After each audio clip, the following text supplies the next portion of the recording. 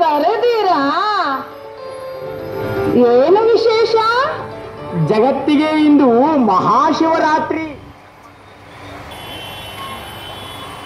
ಸಾಧ್ವಿಮಣಿ, ಓ ಪತಿವ್ರತಾ ಶಿರೋಮಣಿ, ಓ ಪುರುಷ ಶ್ರೇಷ್ಠ, ಕರೆದೀರಾ? ಏನು ವಿಶೇಷ? ಜಗತ್ತಿಗೆ ಇಂದು ಮಹಾಶಿವರಾತ್ರಿ. ನಿಮಗೆ ಗೊತ್ತಿಲ್ಲವೇ? ನಿಮಗಿಂತ ಮೊದಲು ನನಗೆ ತಿಳಿದಿತ್ತು. ಬೆಳಗ್ಗೆ ಎದ್ದು ಶಿವರಾತ್ರಿಯ ರಂಗೋಲಿ ಬರೆದವಳು ನಾನಲ್ಲವೇ? ತುಂಬೆ ಹೂವು, ಎಕ್ಕೆ ಹೂವು, ಬಿಲ್ವ ಪತ್ರೆ ಎಲ್ಲ ಸಂಗ್ರಹಿಸಿ ತಂದವಳು ನಾನಲ್ಲವೇ? ಆದರೆ ಎಂದು ವಾಕ್ಯವನ್ನು ಅಪೂರ್ಣ ಮಾಡಿ ಪ್ರಶ್ನಾರ್ಥಕ ಚಿಹ್ನೆ ಹಾಕಿದೆಯಲ್ಲ, ಯಾಕೆ? ರಮಣಿ, ಎಲ್ಲರ ಗಮನಿ. ಮಹಾಶಿವರಾತ್ರಿ ನಮ್ಮ ದೇಶದ ವಾರ್ಷಿಕ ಹಬ್ಬಗಳಲ್ಲಿ ಕೊನೆಯದು. ಆದರೆ ನೀವು ಜಗತ್ತಿಗೆ ಮಹಾ ಶಿವರಾತ್ರಿ ಅಷ್ಟೇ ಅಲ್ಲ, ಸೂರ್ಯೋದಯವಾಗುತ್ತಲೇ ಶಿವಧ್ವಜವನ್ನು ಎತ್ತರಕ್ಕೆ ಏರಿಸಿ ಹಾರಿಸಿ ಶಿವ ಸಂದೇಶವನ್ನು ಸಾರುವ ಶುಭ ದಿನ. ಕಲ್ಯಾಣಕಾರಿ ಶಿವ ಜಯಂತಿಯ ಶುಭ ದಿನ ಇಂದು. ಏನೋ ವಿಚಿತ್ರ ಇದೆಯಲ್ಲ. ಎಲ್ಲರೂ ರಾತ್ರಿ ಜಾಗರಣೆ ಮಾಡಿ ಮಹಾಶಿವನ ಅಭಿಷೇಕ, ಪೂಜೆ, ಉಪವಾಸ ಮಾಡಿದರೆ ನೀವು? ನಾನು ಹೇಳುತ್ತಿದ್ದೇನೆ, ಪ್ರಜಾಪಿತ ಬ್ರಹ್ಮಕುಮಾರಿ ಈಶ್ವರೀಯ ವಿಶ್ವವಿದ್ಯಾಲಯದ ದೇಶ ವಿದೇಶಗಳ 9,000 ರಾಜಯೋಗ ಶಿಕ್ಷಣ ಕೇಂದ್ರಗಳಲ್ಲಿ ಬ್ರಹ್ಮಕುಮಾರಿಯರು ಜ್ಞಾನ ತರಗತಿ ಮಾಡಿ ಶಿವ ಸಂದೇಶವನ್ನು ತಿಳಿಸಿ ಶಿವನ ಅವತರಣೆಯ ಪ್ರತೀಕವಾಗಿ ಶಿವಧ್ವಜವನ್ನು ಆರಿಸುತ್ತಾರೆ. ಈ ವರ್ಷ ಧಾರಣೆ ಮಾಡಬೇಕಾದ ಶಿವಜ್ಞಾನದ ಬಿಂದುಗಳನ್ನು ಓದಿ ಹೇಳುತ್ತಾರೆ. ಅವತರಿಸಿದ ಪರಶಿವನ ಮುಂದೆ ಪ್ರತಿಜ್ಞೆ ಮಾಡುತ್ತಾರೆ. ಓಹೋ, ನನಗಿಂತ ಹೆಚ್ಚು ನೀನೇ ತಿಳಿದುಕೊಂಡಿದ್ದೀಯಾ? ಕಲಿಯುಗದ ಅಂತಿಮದ ಸಮಯದಲ್ಲಿ ಅವತರಣೆ ಮಾಡಿದ ಶಿವ ಪರಮಾತ್ಮನು ಮಾತೆಯರನ್ನೇ ಮುಂದಿಟ್ಟಿದ್ದಾರೆ. ಭಾರತ ಸ್ವತಂತ್ರ ಹೋರಾಟದಲ್ಲಿ ಒಂದೇ ಮಾತರಂ ಎಂಬ ಮಂತ್ರ ಎಲ್ಲ ತ್ಯಾಗ ಬಲಿದಾನಕ್ಕೆ ಮೂಲವಾಯಿತು. ಈಗ ವಿಶ್ವ ಕಲ್ಯಾಣಕ್ಕಾಗಿ ಮಾತೆಯರು ಎಲ್ಲ ತ್ಯಾಗಕ್ಕೂ ಸಿದ್ಧರಾಗಿ ಜ್ಞಾನ ಕಲುಷ ಹೊತ್ತು ಜಗನ್ಮಾತೆಯಾಗುತ್ತಿದ್ದಾರೆ. ಒಂದೇ ಮಾತರಂ, ಒಂದೇ ಶಿವಜ್ಞಾನ ಗಂಗೆಯರಿಗೆ. ಹಾಗಾದರೆ ಎಲ್ಲಾ ಜ್ಞಾನ ರಹಸ್ಯವನ್ನು ತಮ್ಮಿಂದಲೇ ತಿಳಿಯಬಹುದಲ್ಲವೇ? ಸ್ವತಃ ಶಿವ ಪರಮಾತ್ಮನೇ ನೀಡುವ ಜ್ಞಾನದಲ್ಲಿ ಎಲ್ಲ ರಹಸ್ಯವನ್ನು ತಿಳಿಸುತ್ತಿದ್ದಾರೆ. ಶಿವನು ಬರುವ ಅವತರಣೆಯ ರಹಸ್ಯವನ್ನು ತಿಳಿಸಿದ್ದಾರಾ? ಮಹಾಶಿವರಾತ್ರಿ ಎಂದರೆ ಕಲಿಯುಗದ ಘೋರ ಅಂಧಕಾರದಲ್ಲಿ ವಿಕಾರಿ ಅಸುರಿಯ ಶಕ್ತಿಯೇ ವಿಜೃಂಭಿಸುತ್ತಿರುವ ಭಯಂಕರ ರಾತ್ರಿಯಲ್ಲಿ, ಅಜ್ಞಾನದ ರಾತ್ರಿಯಲ್ಲಿ ಜ್ಞಾನದ ಬೆಳಕನ್ನು ನೀಡುತ್ತಾ, ಜೊತೆಗೆ ಪವಿತ್ರತೆ, ಶಾಂತಿ, ಸದ್ಗುಣಗಳನ್ನು ಬೆಳೆಸುತ್ತಾ, ದುಃಖ ದೂರ ಮಾಡುತ್ತಾ ಸುಖಿ ಸಮಾಜದ ನವನಿರ್ಮಾಣ ಮಾಡುತ್ತಿರುವುದೇ ವಿಶ್ವ ಕಲ್ಯಾಣಕಾರಿ ಶಿವನ ಅವತರಣೆಯ ಉದ್ದೇಶವಾಗಿದೆ. ಭಗವಂತನ ಅವತರಣೆ ಎಂದಾಗ ಶ್ರೀಮದ್ ಭಗವದ್ಗೀತೆಯ 2 ಶ್ಲೋಕಗಳು ನೆನಪಿಗೆ ಬರುತ್ತವೆ.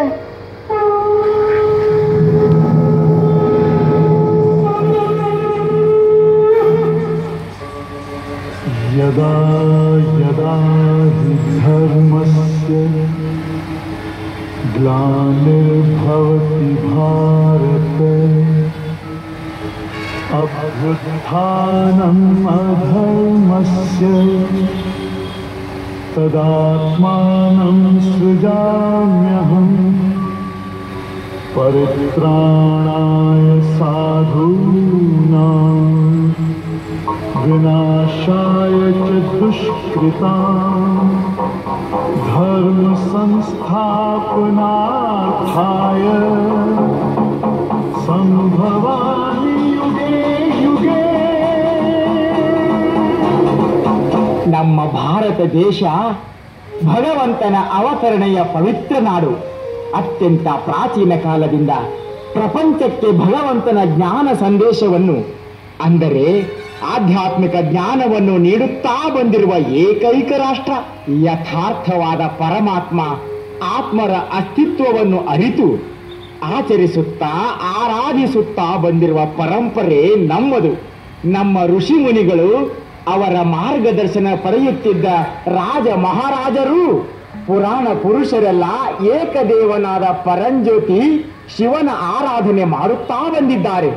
ಸಾಕ್ಷಾತ್ ವಿಷ್ಣುವೇ 108 ಕಮಲ ಪುಷ್ಪಗಳಿಂದ ಪರಮಾತ್ಮ ಶಿವನನ್ನು ಆರಾಧಿಸಿದ್ದಾನೆ. ಒಂದು ಕಮಲ ಹೂ ಕಡಿಮೆಯಾದಾಗ ಕಮಲ ನಯನನಾದ ವಿಷ್ಣುವು ಒಂದು ನಯನವನ್ನೇ ಅರ್ಪಿಸಿದನಂತೆ. ಆಹಾ, ಎಂತಹ ಶಿವಭಕ್ತಿ, ಎಂತಹ ಶಿವಭಕ್ತಿ! ಭಕ್ತಿ ಪರಂಪರೆಯ ಆರಂಭದಲ್ಲಿ ಪರಮಾತ್ಮ ಶಿವನೊಬ್ಬನೇ ಆರಾಧ್ಯ ದೇವರು. ಸಾಮಾನ್ಯರಿಂದ ಅಸಾಮಾನ್ಯರವರಿಗೆ, ಪಂಡಿತರಿಂದ ಪಾಮರರಿಗೆ, ಅಜ್ಞಾನಿಗಳಿಂದ ಜ್ಞಾನಿಗಳವರೆಗೆ ಎಲ್ಲರೂ ಏಕದೇವ ಸದಾಶಿವನನ್ನೇ ಪೂಜಿಸಿದರು. ಆ ಜ್ಯೋತಿ ಸ್ವರೂಪನಾದ ಶಿವ ಪರಮಾತ್ಮನನ್ನೇ ಪರಮೇಶ್ವರ, ವಿಶ್ವೇಶ್ವರ, ವಿಶ್ವನಾಥ, ಸೋಮನಾಥ, ತ್ರಿಲೋಕಿನಾಥ, ಕೇದಾರನಾಥ, ಪಶುಪತಿನಾಥ, ಜಗದೊಡೆಯ ಎಂದು ಮೊದಲಾದ ವಿಶೇಷತೆಗಳಿಂದ ಮಹಿಮೆ ಮಾಡಿದರು. ನೋಡಿ, ಪರಶುರಾಮನಂತೆ, ರಾಮಚಂದ್ರನಂತೆ ಶ್ರೀಕೃಷ್ಣನೂ ಸಹ ಶಿವನ ಮಹಾಭಕ್ತನಾಗಿದ್ದಾನೆ. ಗೊತ್ತಾಯ್ತೇ? ಶ್ರೀರಾಮ, ಶ್ರೀಕೃಷ್ಣ ಮೊದಲಾದವರು ಸಹ ಶಿವನ ಮಹಾಭಕ್ತರು.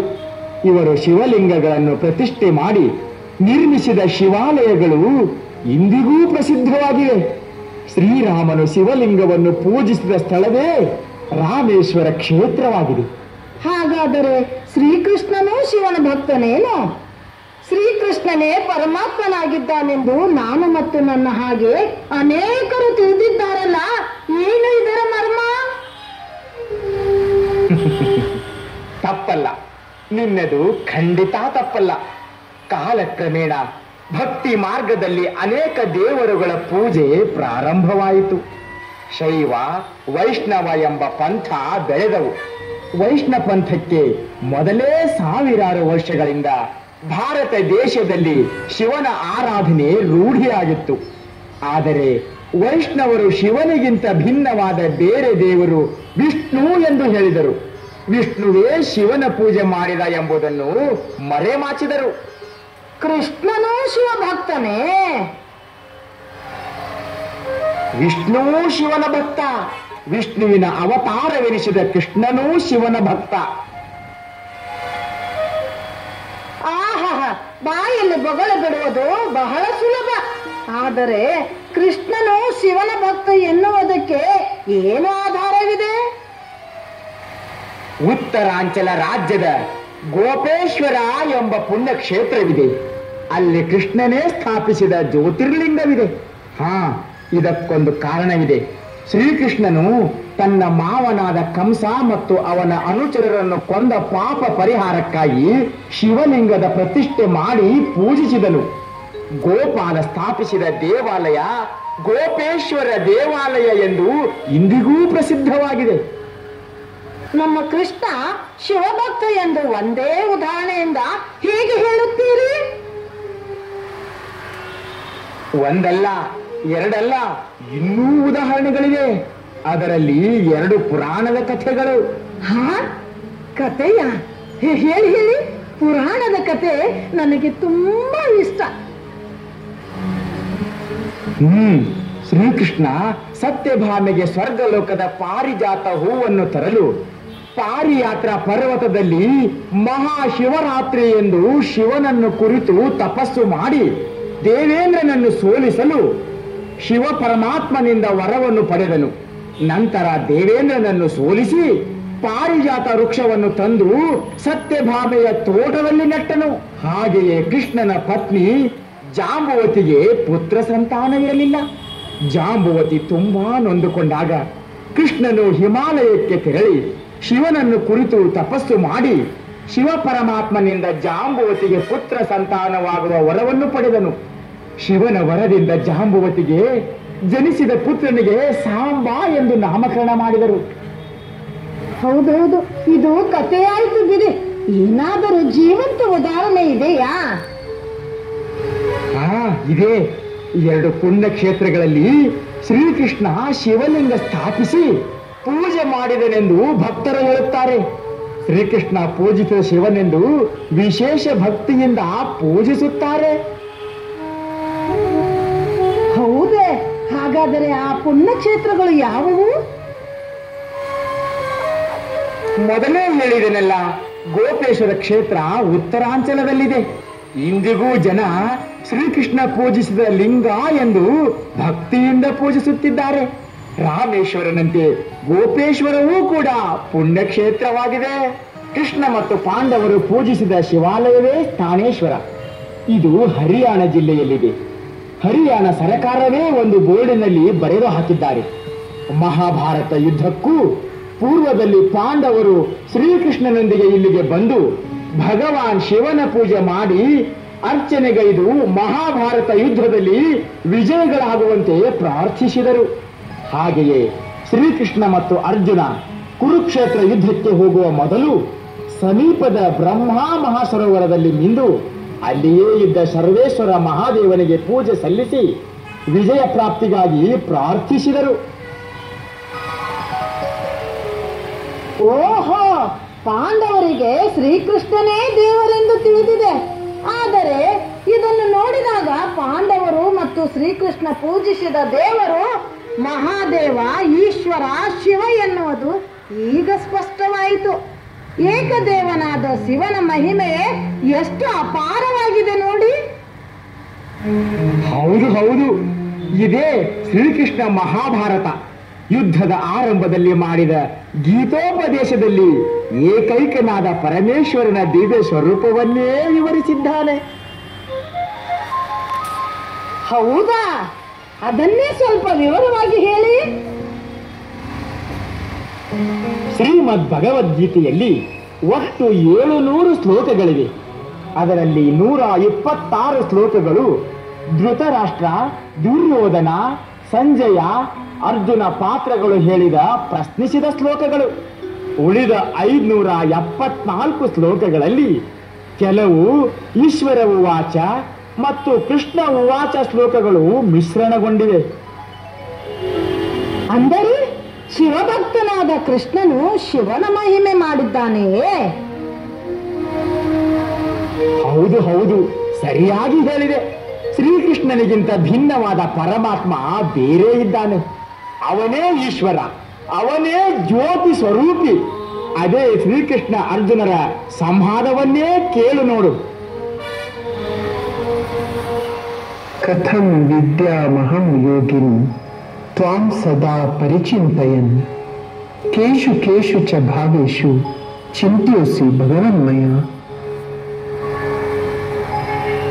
ಎಲೈ ಯೋಗೇಶ್ವರನಾದ ಭಗವಂತನೇ, ನಾನು ಸದಾ ನಿನ್ನನ್ನು ಧ್ಯಾನಿಸಲು ಹೇಗೆ ತಿಳಿದುಕೊಳ್ಳಲಿ?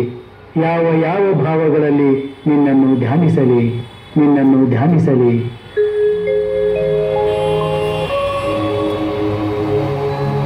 ಪರಂ ಬ್ರಹ್ಮ ಪರಂ ಧಾಮ ಪವಿತ್ರಂ ಪರಮಂ ಭವಾನ್ ಪುರುಷಂ ಶಾಶ್ವತಂ ದಿವ್ಯಂ ಆದಿದೇವಂ ಅಜಂ ವಿಭುಂ. ನೀನೇ ಪರಬ್ರಹ್ಮ, ನೀನೇ ಪರಮಧಾಮ, ನೀನೇ ಪರಮ ಪವಿತ್ರ, ನೀನೇ ಶಾಶ್ವತ ಪುರುಷನು, ನೀನೇ ಜನನ ಮರಣ ರಹಿತನಾದ ಪರಮಾತ್ಮ. ಬಹೂನಿ ವ್ಯತೀತಾನಿ ಜನ್ಮಾನಿ ತವ ಚಾರ್ಜುನ ತಾನ್ಯಹಂ ವೇದ ಸರ್ವಾಣಿ ನ ತ್ವಂ ವೇತ್ತ ಪರಂತಪ. ಎಲೆ ಅರ್ಜುನ, ನೀನು ತಿಳಿದುಕೊಂಡಂತೆ ನಾನು ಪರಮಾತ್ಮ ಅಲ್ಲ. ಜನನ ಮರಣ ರಹಿತ ಎಂದು ನನಗೆ ಹೇಳುವಂತಿಲ್ಲ. ನನಗೂ ಮತ್ತು ನಿನಗೂ ಅನೇಕ ಜನ್ಮಗಳು ಕಳೆದು ಹೋದ ಜನ್ಮ ವೃತ್ತಾಂತವನ್ನು ನಾನು ಬಲ್ಲೆ. ಆದರೆ ಅವುಗಳು ನಿನಗೆ ತಿಳಿದಿಲ್ಲ. ನಾನು ಹಿಂದಿನ ಜನ್ಮದಲ್ಲಿ ಕೋದಂಡರಾಮನಾಗಿದ್ದೆ, ದಶರಥನ ಮಗನಿದ್ದೆ. ನಾನು ಈಶ್ವರನನ್ನೇ ಪೂಜಿಸಿ ನನ್ನ ಕರ್ತವ್ಯವನ್ನು ಮಾಡಿದೆ. ರಾಮನ ಜನ್ಮಕ್ಕೂ ಹಿಂದೆ ಪರಶುರಾಮನಾಗಿ, ಜಮದಗ್ನಿ ಋಷಿ ಮತ್ತು ರೇಣುಕಾಂಬೆಗೆ ಮಗನಾಗಿ ಜನಿಸಿದೆ. ಆ ಪರಮೇಶ್ವರನನ್ನು ಭಕ್ತಿಯಿಂದ ಪೂಜಿಸಿ ನನ್ನ ಕರ್ತವ್ಯವನ್ನು ಮಾಡಿದೆ. ನತ್ವೇವಾಹಂ ಜಾತುನಾಸಂ ನತ್ವಂ ಮೇ ಜನಾಧಿಪಾಃ ನ ಚೈವ ನ ಭವಿಷ್ಯಾಮಃ ಸರ್ವೇ ವಯಂ ಅತಃ ಪರಂ. ಎಲೆ ಅರ್ಜುನ, ನಾನು ಅನಾದಿಯಾದ ಅವಿನಾಶಿಯಾದ ಆತ್ಮನಾಗಿ ಎಲ್ಲ ಕಾಲದಲ್ಲಿಯೂ ಇದ್ದೇನೆ. ಹಾಗೂ ನೀನು ಆತ್ಮನು ಅನಾದಿ ಅವಿನಾಶಿಯಾಗಿ ಎಲ್ಲ ಕಾಲದಲ್ಲಿ ಇದ್ದವನು. ಮತ್ತು ಈ ಎಲ್ಲ ರಾಜರು ಸಹ ಆತ್ಮರಾಗಿದ್ದಾರೆ, ಅನಾದಿ ಅವಿನಾಶಿ ಆಗಿದ್ದಾರೆ. ನಾನು, ನೀನು ಹಾಗೂ ಎಲ್ಲ ರಾಜರು ಜನನ ಮರಣ ಚಕ್ರದಲ್ಲಿ ಸುತ್ತುತ್ತಾ ಇದ್ದೇವೆ. ಜ್ಯೋತಿಷಾಮಪಿ ತಜ್ಜ್ಯೋತಿಃ ತಮಸಃ ಪರಮುಚ್ಯತೆ ಜ್ಞಾನಂ ಜ್ಞೇಯಂ ಜ್ಞಾನಗಮ್ಯಂ ಯದಿ ಸರ್ವಸ್ಯ ನಿಷ್ಠಿತಂ.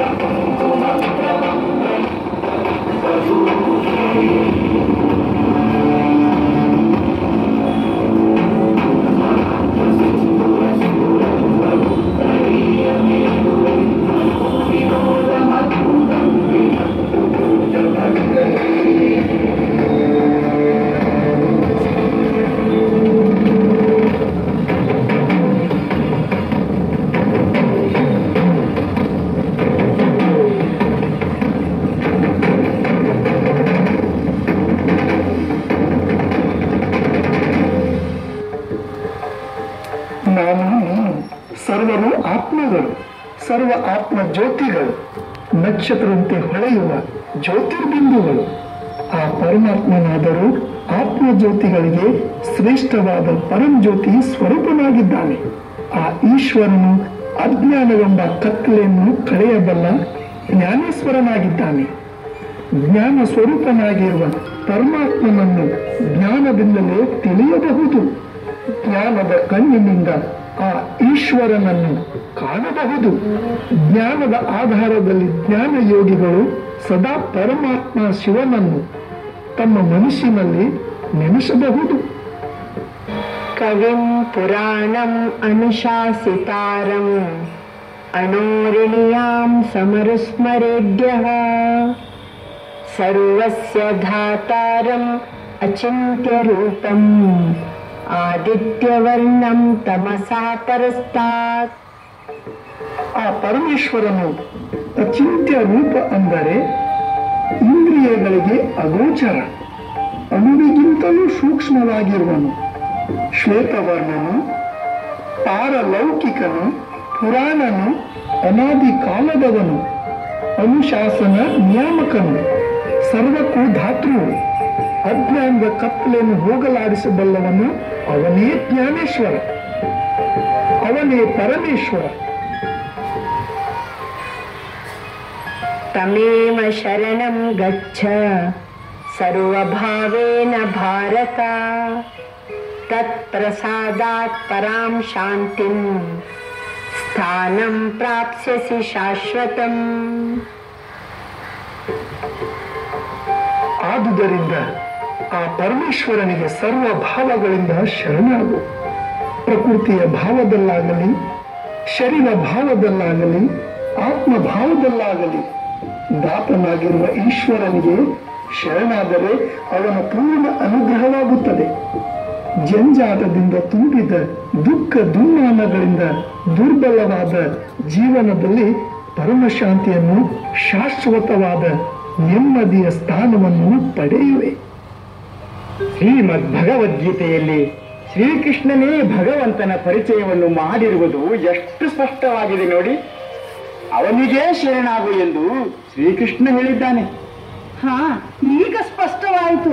ಶ್ರೀಕೃಷ್ಣ ಶರೀರಧಾರಿಯಾದರೆ ಪರಮಾತ್ಮನಾದ ಈಶ್ವರನು ಅಜನ್ಮ, ಅಯೋನಿಜ, ಅಕಾಯ, ಅವ್ಯಕ್ತ, ಅಭೋಕ್ತ, ಅಹಿಂಸಕ ಹಾಗೂ ಜ್ಞಾನೇಶ್ವರನಾಗಿದ್ದಾನೆ. ಹೇ ಅರ್ಜುನ, ನಾನು ನೀನು ಜನನ ಮರಣ ಚಕ್ರದಲ್ಲಿದ್ದೇವೆ, ಆದರೆ ಈಶ್ವರನು ಜನನ ಮರಣ ಚಕ್ರದಲ್ಲಿ ಇಲ್ಲ ಎನ್ನುವ ಮಾತು ಎಷ್ಟು ಸ್ಪಷ್ಟವಾಗಿದೆ.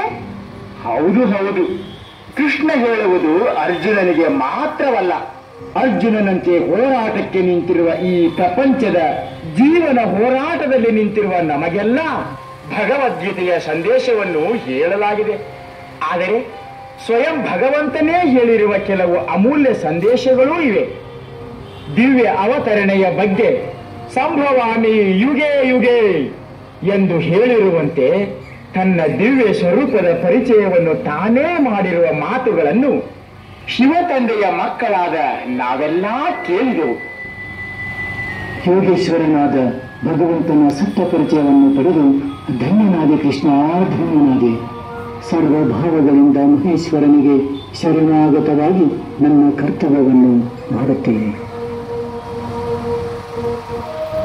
ಒಟ್ಟಾರೆ ಹೇಳುವುದಾದರೆ ನಮ್ಮೆಲ್ಲರ ಪ್ರತೀಕವಾಗಿ ಅರ್ಜುನನು ಭಗವಂತನ ಪರಿಚಯವನ್ನು ಪಡೆದು ಎಲ್ಲ ಭಾವಗಳಿಂದ ಶರಣಾಗತನಾದಂತೆ ನಾವೆಲ್ಲರೂ ಜಾತಿ, ಮತ, ಪಂಥ ಎಂಬ ಭಿನ್ನ ಮತಗಳನ್ನು ತೊರೆದು ಏಕೇಶ್ವರ ತತ್ವವನ್ನೇ ಅನುಸರಿಸೋಣ. ಈಗ ನಾವೆಲ್ಲ ಏಕೇಶ್ವರನ ಏಕಾಗ್ರತೆಯಲ್ಲಿ ತಲ್ಲೀನರಾಗಿ ಅವನ ದಿವ್ಯ ಸ್ವರೂಪವನ್ನು ದರ್ಶಿಸುತ್ತಾ ಯೋಗ ಸಂಧಾನ ಮಾಡೋಣ. ಯೋ ಮಾಮಜಂ ಅನಾದಿಂಚ ವೇತ್ತಿ ಲೋಕ ಮಹೇಶ್ವರಂ ಅಸಮ್ಮೋಧ ಸಮರ್ಥೇಶು ಸರ್ವ ಪಾಪೇಹಿ ಪ್ರಮುಚ್ಯತೆ. ಭಗವಂತನಾದ ಈಶ್ವರನಾದ ನನ್ನನ್ನು ಜನ್ಮರಹಿತನೆಂದು, ಆದಿ ಇಲ್ಲದವನೆಂದು, ಸರ್ವಲೋಕ ಮಹೇಶ್ವರನೆಂದು ಯಾರು ತಿಳಿಯುತ್ತಾರೆಯೋ ಅವನು ಮನುಷ್ಯರಲ್ಲಿ ಮೋಹ ಶೂನ್ಯರಾಗಿ ಸರ್ವ ಪಾಪಗಳಿಂದ ಬಿಡುಗಡೆ ಆಗುತ್ತಾನೆ. ನಾಹಂ ಪ್ರಕಾಶಃ ಸರ್ವಸ್ಯ ಯೋಗ ಮಾಯಾ ಸಮಾವೃತಃ ಮೂಢೀಯಂ ನ ಅಭಿಜಾನಾತಿ ಲೋಕೋ ಮಾಂ ಅಜಂ ಅವ್ಯಯಂ. ಭಗವಂತನಾದ ಈಶ್ವರನಾದ ನಾನು ಅಜನ್ಮನು, ಅವ್ಯಕ್ತನು, ಅದೃಶ್ಯನು, ದೃಷ್ಟಿಗೆ ಅಗೋಚರನು, ಅಶರೀರಿಯೂ ಆಗಿದ್ದೇನೆ. ಅವ್ಯಕ್ತನಾದ ನನ್ನನ್ನು ಮೂಢಮತಿ ಮಾನವರು ಅರಿಯರು. ಮತ್ತಃ ಪರತರಂ ನಾಣ್ಯತ್ ಕಿಂಚಿದಸ್ತಿ ಧನಂಜಯ ಮಯಿ ಸರ್ವಂ ಇದಂ ಪ್ರೋತಂ ಸೂತ್ರೇ ಮಣಿಗಣಾಹ ಇವ. ಎಲೆ ಅರ್ಜುನ, ನನಗಿಂತ ಶ್ರೇಷ್ಠತರವಾದ ವಸ್ತುವು ಬೇರೆ ಯಾವುದೂ ಇರುವುದಿಲ್ಲ. ದಾರದಲ್ಲಿ ಮಣಿಗಳು ಪೋಣಿಸಲ್ಪಟ್ಟ ಹಾಗೆ ಇದೆಲ್ಲವೂ ನನ್ನಲ್ಲಿ ಪೋಣಿಸಲ್ಪಟ್ಟಿವೆ. ಪಿತಾಹಮಸ್ಯ ಜಗತ್ತೋ ಮಾತಾ ಧಾತಾ ಪಿತಾಮಹಃ ವೇದ್ಯಂ ಪವಿತ್ರಂ ಓಂಕಾರಃ ಋತ್ಸಾಮ ಯಜುರೇವಚ. ಜ್ಯೋತಿ ಸ್ವರೂಪನಾದ ಈಶ್ವರನಾದ ನಾನು ಈ ಜಗತ್ತಿಗೆ ತಂದೆ, ತಾಯಿ ಮತ್ತು ಧಾತೃ, ಪಿತಾಮಹ, ತಿಳಿಯಲು ಯೋಗ್ಯನಾಗಿರುವವನು, ಪರಮ ಪವಿತ್ರನು, ಓಂಕಾರನೂ ಆಗಿದ್ದೇನೆ. ಋಗ್ವೇದ, ಸಾಮವೇದ ಮತ್ತು ಯಜುರ್ವೇದ ಜ್ಞಾನಪೂರ್ಣನೂ ಆಗಿರುವೆನು. ಅವ್ಯಕ್ತಂ ವ್ಯಕ್ತಿವಿಪನ್ನಂ ಮನ್ಯಂತೆ ಮಾನಬುದ್ಧಯಃ ಪರಂ ಭಾವಮಜಾನಂತು ಮಮ ಅವ್ಯಯಂ ಅಮೃತಮಂ. ಅವ್ಯಕ್ತನು, ಅವ್ಯಯನು, ನಿರತಿಶಯನೂ ಆದ ಈಶ್ವರನಾದ ನನ್ನ ಶ್ರೇಷ್ಠ ಮಹಿಮೆಗಳನ್ನು ತಿಳಿಯದ ವಿವೇಕರಹಿತರು ನನ್ನನ್ನು ಮೊದಲು ಅವ್ಯಕ್ತನಾಗಿದ್ದು ನಂತರ ವ್ಯಕ್ತಗೊಂಡನೆಂದು ಬ್ರಹ್ಮ, ವಿಷ್ಣು, ಶಂಕರರಂತೆ, ರಾಮಕೃಷ್ಣರಂತೆ ವ್ಯಕ್ತಗೊಂಡನೆಂದು ತಿಳಿಯುತ್ತಾರೆ. ಯಜಂತೆ ಸಾತ್ವಿಕ ದೇವಾನ್ ಯಕ್ಷರಕ್ಷಾಂಸಿ ರಾಜಸಃ ಪ್ರೇತಾನ್ ಭೂತ ಗಣಾಶ್ಚಾನ್ಯೇ ಯಜಂತೆ ತಾಮಸ ಜನಾಃ. ಸಾತ್ವಿಕರು ದೇವತೆಗಳನ್ನು, ರಾಜಸಿಕರು ಯಕ್ಷರಾಕ್ಷಸರನ್ನು, ತಾಮಸಿಕರಾದ ಇತರ ಜನರು ಪ್ರೇತಗಳನ್ನು ಮತ್ತು ಭೂತಗಣಗಳನ್ನು ಪೂಜಿಸುತ್ತಾರೆ. ಯಾಂತಿ ದೇವ ವೃತಾ ದೇವಾನ್ ಪಿತೃನ್ ಯಾಂತಿ ಪಿತೃವೃತಾಃ ಭೂತಾನಿ ಯಾಂತಿ ಭೂತೇಚ್ಛಾಃ ಯಾಂತಿ ಮಧ್ಯಾಜಿ ರೂಪಮಾಂ. ದೇವತೆಗಳಲ್ಲಿ ಭಕ್ತಿಯುಳ್ಳವರು ದೇವತೆಗಳನ್ನು ಸೇರುತ್ತಾರೆ, ಪಿತೃಭಕ್ತರು ಪಿತೃಗಳನ್ನು ಸೇರುತ್ತಾರೆ, ಭೂತಗಳನ್ನು ಪೂಜಿಸುವವರು ಭೂತಗಳನ್ನು ಸೇರುತ್ತಾರೆ, ನನ್ನನ್ನು ಪೂಜಿಸುವವರು ನನ್ನನ್ನೇ ಸೇರುತ್ತಾರೆ. ಮನ್ಮನಾಭವ ಮದ್ಭಕ್ತೋ ಮಧ್ಯಾಜೀ ಮಾಂ ನಮಸ್ಕುರು ಮಾಮೇ ವೈಶ್ಯಸಿ ಯುಕ್ತೇವಂ ಆತ್ಮಾನಂ ಮತ್ಪರಾಯಣಃ.